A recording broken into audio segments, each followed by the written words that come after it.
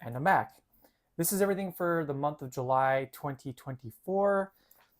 Pretty decent stack of singles. I got quite a bit of hard copy stuff, or hardcovers, I should say. Get to those later on, but kicking things off, another month, another Usagi Yojimbo. Getting close to finishing up the Crow arc.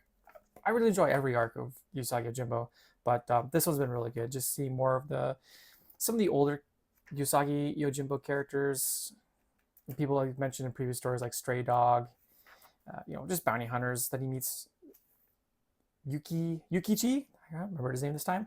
Yukichi still being held captive, and these like gang of thieves who are after the bounty of the title character, the Crow, are basically telling Usagi's got to leave town with his friends so they get the full bounty.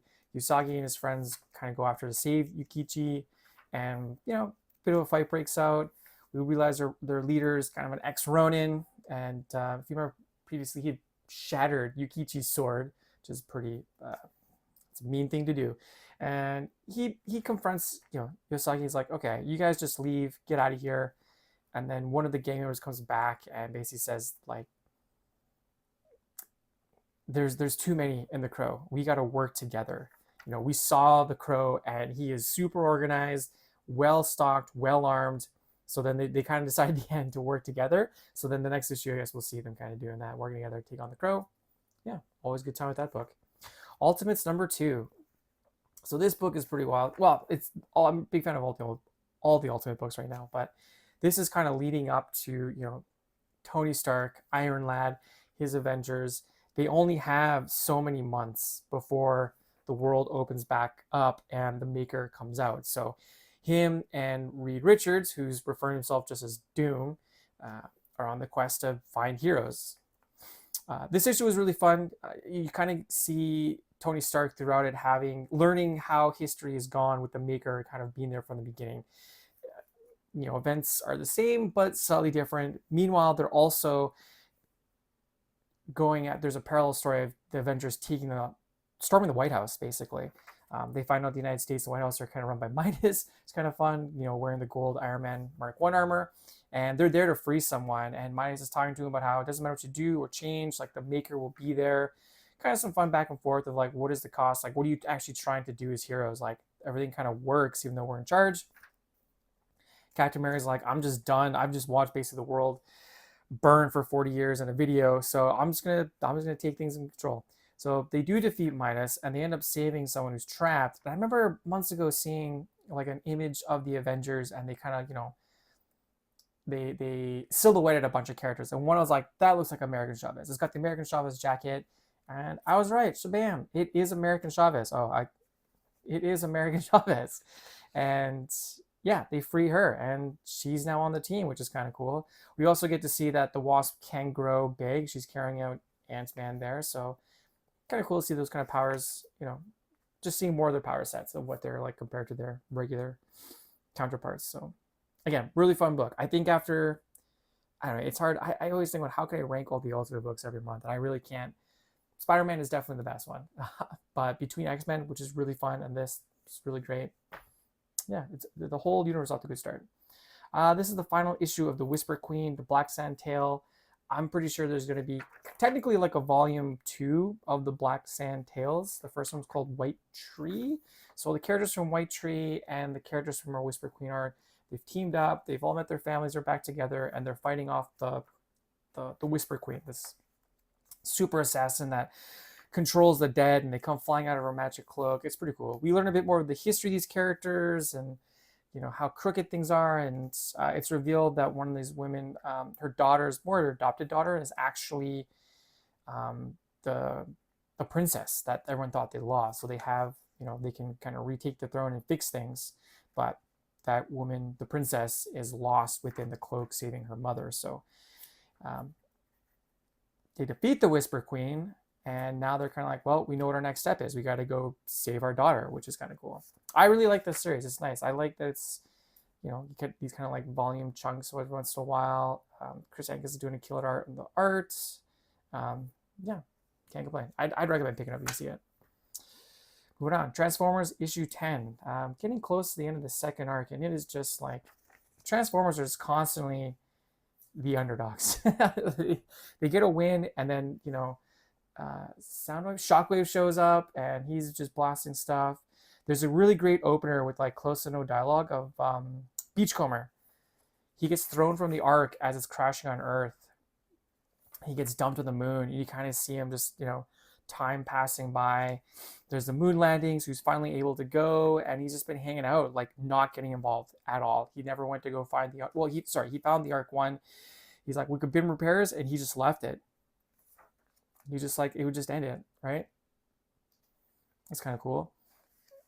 Kind of pacifist approach, but that you see Shockwave building this weapon out on Earth. They're built this thing that like sucks ocean life up, grinds it up to power a portal to basically connect with the Cybertron. Ultra Magnus and Letty 1 are on Earth now. They came through a portal that Soundwave had opened, so there's more Autobots coming. Ultra Magnus is totally messed up. They got to repair him. And you can see here, they're pulling, Shockwave is pulling Cybertron basically to keep him connected. So, and they're going to harvest the Earth for its resources. Like I said, man, Transformers can't get a big win, but we'll see. We got 2 issues away from the, I predict 6 issue arcs, right? So next one's coming up to an end soon. And then there's only, I think, 12. There's like another year left with Daniel Warren Johnson writing this book, and then he's kind of moving on to other stuff. So, yeah, it's going to be kind of sad to see him go. Moving on. As I mentioned, Ultimate X-Men is one of the best Ultimate books right now. Our main character, Hisako, and her friend May, trying to figure out more out. There's this girl, Surge. She's kind of working with the guy who I'm pretty sure is the Shadow King. And we kind of learned there's, I want to say Surge, no, Minori, the magic girl. I can't remember her name right now. Gosh darn it. Nico Minori. Her grandmother was studying or researching this group that called themselves like the Children of the Atom, so like mutants. So we're kind of seeing, there's this really cool thing where they're trying to use a book and contact. They basically connect with the Shadow King and they fight a bit, and yeah, it's pretty cool stuff. And we're learning a bit more about just all the different things that are going on. We're learning more about just where mutants are coming from in this universe. Still don't know why, Storm has powers, but she's not been called a mutant yet. And that's in Black Panther. In this book, they are kind of calling themselves Homo Superiors. They kind of jokingly refer themselves as the X-Men at the end of the book. But yeah, Surge is definitely not a hero yet. Definitely antagonist. And we're learning this Children of the Atom is not up to good stuff either. Good things. So yeah, the team is slowly forming, and it's still chugging along. Again, I really like this book. I'm curious how long Peach Momoko is going to be on it, because I don't know if there's another creative team out there that would keep me on this book if she left right now, but we'll see. Black Panther number 6. Oh boy. Okay. I give every series 6 issues. That's just my rule of thumb. 6 issues to decide if I'm going to stick with it. Even with issue 2 or 3, I'm like, I just don't really imbibe with this book. I'll wait till the end of the first arc, because you got to give them time. You got to let them cook. You got to let creators cook. This book's okay. Of the Ultimate books, it's not the best. The pacing's a little slower. It doesn't, like Spider-Man definitely ties in more with the worlds. Obviously, as I mentioned, the Avengers, it's counting down the Maker. The X-Men are kind of doing its own thing, which is cool. But this is just, it's doing its own thing, but I'm not vibing with it very much, honestly. And where the story's kind of at is like Ra and Khonshu have taken this anti-vibranium, or the opposite of vibranium, and they've built this thing and it creates life. So they're convincing the people of Africa and parts of Wakanda to maybe not follow the Black Panther. Maybe he will protect them, and it's leading to this war. It's a bit slower paced in a way of a book compared to the others, and that's not a bad thing, but I'm just not, I don't know, there's just nothing. I'm just like, wow, this is such a great payoff, or compared to all the other Ultimate books, it just doesn't have the same pace. There's also a bunch of new Marvel Ultimate books coming. I shouldn't say a bunch. There's a end of year December, kind of like a recap of the year, kicking off the next year, And then they announced Ultimate Wolverine, which sounds pretty cool. So this one is definitely on the chopping block right now. Like I said, I give every book 6 issues, but I'm really trying to commit to the Ultimate Universe, just like I did when Johnny Hickman was writing the X-Men. I read everything, even the books I'm like, I am not a fan of this book, but I stuck with it. Some turned to be just 6 issues, like, well, that saved me the trouble of cutting it. But this one, at least keep until like I see the solicitations, until I see Wolverine advertised, and then I'm gonna make a hard decision because I don't want to be getting too many books. But yeah, on the block right now, unfortunately. Void Rivals, number 11. With the help of Copter Bot, I don't know what this Transformer's name is. They're fighting off the army that was sent, and they're kind of coming to terms with like what their next steps are. We see some proofs of Rod, Hot Rod, good old Rodimus Prime shows up. It's kind of cool. And yeah, this book is really like, it kind of ties into, it's the Energon verse, but there's lots of cool stuff happening here. Nothing is carried over from G.I. Joe yet, but they're in space. It's kind of revealed at the end of this issue they kind of have to part ways because she's got this mission that she's supposed to take on her own to go and find Zerta, who is a Transformer. That's also a god on this planet, which is kind of interesting. But yeah, I really like this book, man. Rob Kirkman's killing it. Like, if I were to stop reading Transformers, I would probably still be reading this. So let's see where that goes. The Sacrificers, number 10. So we pick up with, I want to say Skyla. Luna? No, Luna's the moon god. I can't remember the princess's name, but she's depowered. She's on her own, starving. She's not getting any love from anyone because she's marked like the princess. I think it's kind of blasphemous. Like, even the church that prays to her mom won't let her in. It's kind of funny. So, she's just begging, basically, getting treated like garbage, trying to see what it's like to be a regular person, I guess, in this world. Cruelty. She falls asleep in a barn at night. This like goo comes out of her, this like black entity. And when she wakes up, like, everything is dead. So don't know where that's from. That's not been hinted at. It's kind of wild. So she basically abandons it and goes running away. And she gets picked up by Pigeon's family. So that's kind of interesting. So again, 2 stories are kind of crossing over a little bit. Kind of interesting that his family finds her. But I think the next issue, there's not a... Oh yeah, there's an ad. So shows this fire guy. I'm pretty sure the Pigeon's going to show back up. It seems like they're kind of flipping back and forth between the two characters. But still really digging this art. I just realized there's a new artist on this book. Probably has been for a few issues. Max Fiumara was doing the first arc, so I'm not sure if the alternate or not, but still really digging the art. And again, I read pretty much everything Rick Remender puts out. So yeah, moving on. Ultimate Spider-Man number 7. This is the best Ultimate book. I love this book. This is like such a fun version of Spider-Man. After getting their butts kicked by Kingpin, they're kind of like figuring out what their next steps are. They're trying to unlock a bit more of their tech. Both J. Jonah Jameson and Ben Parker kind of working on their paper. It's just a lot of cool stuff going on here. What's kind of interesting, they start to tap into, the Kingpin is making a move to get rid of these two, right? He's trying to show that he, Captain Britain's here, and he's trying to make a move to show that he can take over this North American region, become part of the higher echelon, the inner circle of the Maker.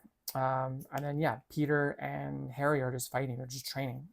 They kind of tap in their armor. They unlock like AI assistants, essentially. It's kind of funny. Harry's armor takes on the voice of his dad. He chose that. And Peter's suit takes on the voice of Peter. He's talking to himself, which just kind of ties in. But yeah, it's great. It actually ends really nicely. They're fighting, and then bam, Iron Lad shows up to ask my questions. Because it's been 6 months since Peter got his suit, got his powers, which was when Iron Man said he was going to check in, right? And he also, in the Ultimate books, you see he sent everything back in time 6 months. So it's kind of nicely, again, ties in nicely with all the other big stuff. Love this book. Can't wait for more. And then Saga keeps trucking along. A few wishes here and there. Alana's working on they're working on a circus ship, I guess, which is kind of cool. She's kind of like head of security, and Hazel, daughter is kind of, you can see her, she's working with the animals and some of the crew below decks. Prince Robot Boy is not doing good. He is yeah, not dealing with the situation well. The Word and his ex-girlfriend are doing some stuff I'm not going to mention because that heavily spoils some crazy stuff. But sorry, Squire, not Robot Boy. He's using like an open circuit helmet. Open circuit refers back to some stuff Lana worked on in like the last, I think in the first 50 issues at the midway point. Anyways, he's not doing good. He's just like alone. He's just not processing emotions well. I feel like that's going to come like blow up in their faces, unfortunately.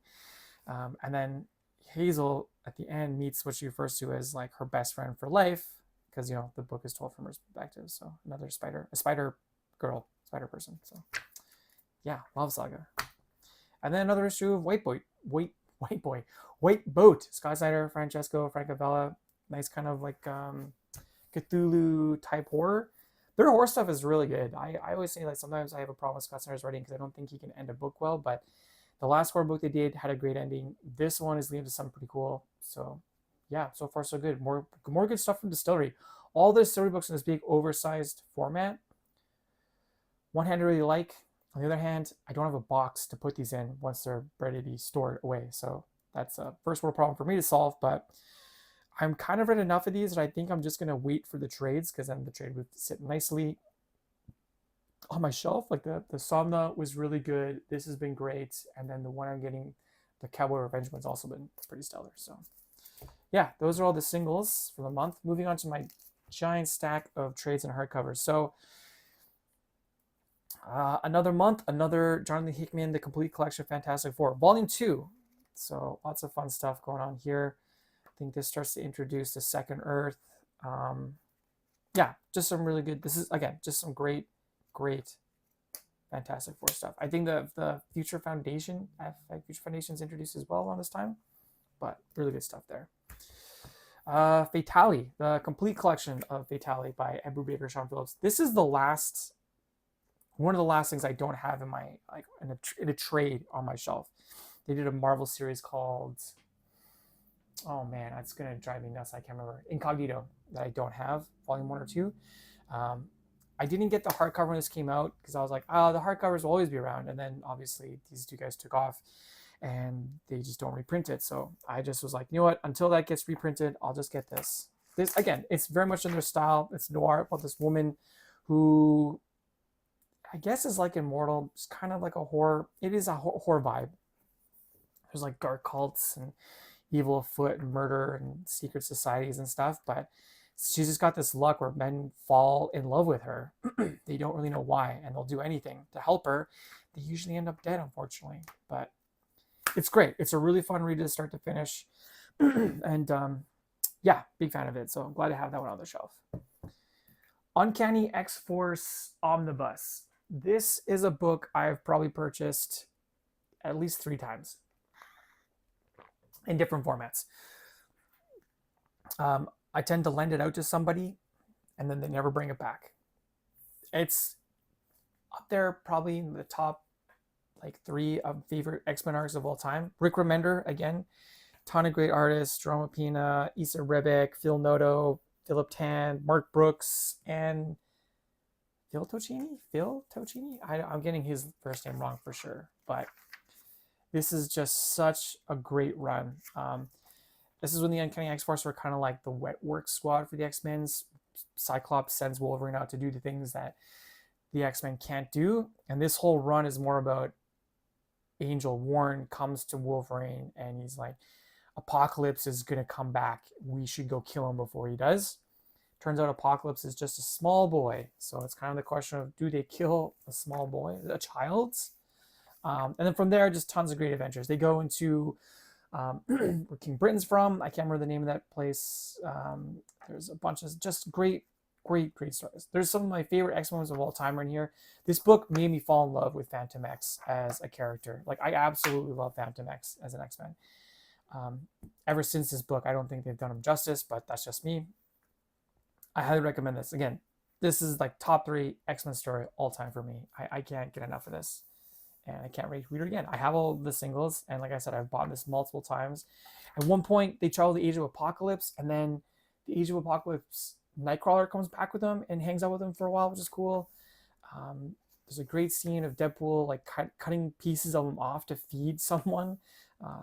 Yeah, it's just fantastic.